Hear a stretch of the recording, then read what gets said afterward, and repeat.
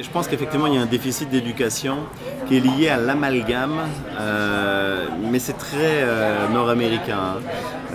L'amalgame du terme professeur entre le cégep, le secondaire, le primaire et les enseignements de cycle supérieur comme les universités. Nous, on travaille effectivement 3 sessions de 4 mois, ça fait bien 12 par année. Hein? On n'a pas 4 mois de libre à l'été, là. Et en fait, je pense que la meilleure façon que je vois pour l'expliquer, c'est que quand on regarde la carrière professorale et qu'on regarde les conventions collectives, qu'est-ce qu'on voit dans les prérequis pour avoir un développement de carrière? Le plus important dans les premières années, c'est le développement d'un axe de recherche autonome. Si tu fais pas ça, là, tes pairs te diront out. Ok? Et donc, c'est le critère important, parfois même un peu trop, parce qu'on va trop axer sur la recherche au détriment de la deuxième activité primordiale. C'est-à-dire qu'avec la recherche, on acquiert les connaissances, avec la formation, on transmet les connaissances. Et on a tendance à minimiser trop facilement la transmission de connaissances. Là encore, avec un processus qui est juste lié à la normalisation, qui est que on a normalisé les évaluations de cours. C'est parce que vous évaluez les cours par les étudiants. Quel est le niveau d'expertise d'un étudiant pour valider l'évaluation? Qu'est-ce qu'on nomme comme bon prof? Ceux qui mêlent des bonnes coquilles. Ceux qui sont capables de jeter de l'éclat, mais on n'évalue aucunement le contenu qui est à la base de l'enseignement. Tu sais, moi j'ai même des collègues là, qui, pour bien se faire voir, là, offrent des muffins puis du thé aux étudiants. C'est bien, il faut avoir le temps. Hein. C'est vraiment pénible parce qu'on s'en va même, nous maintenant, donc, avec un système de mise en ligne des évaluations, parce que ça coûtait trop cher, encore une fois, à l'université de faire les évaluations papier. On sait très bien que dans les évaluations en ligne, les étudiants ne vont pas les remplir.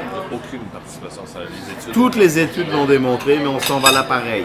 On achète un logiciel pour le faire. En tout cas, on se marche sur la tête. C'est quoi l'évaluation à la base? C'est parce que je fais le lien avec la recherche.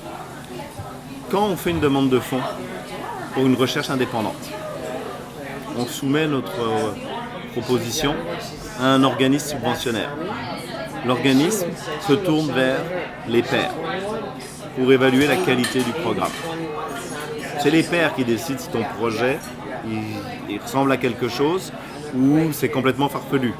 Même chose pour les publications. Quand on veut publier un article, on soumet à une revue indexée, révisée par les pairs. C'est les pairs qui font bénévolement cette évaluation et qui retournent à l'éditeur leur évaluation de la qualité de ton travail. Pourquoi dans l'enseignement on ne fait pas ça? En France, pour obtenir l'agrégation, donc la permanence, on passe à un concours. En fait, ça dure 3 jours. Là, c'est fou parce qu'on bosse comme des fous, mais honnêtement, c'est là que j'ai eu la meilleure critique formatrice de ma vie d'enseignant. On te demande, tu rencontres ton jury. D'abord, ton jury vient de 3 universités différentes. Ok? Hop, ils arrivent, ils sont là, puis ils te rencontrent. Ils apprennent à te connaître un peu. Puis au bout d'une heure ou deux, là, là, on te donne le cours à préparer. On se revoit demain. Là, tu rentres au bureau, tu montes un cours d'1 heure sur la thématique qu'ils t'ont donnée.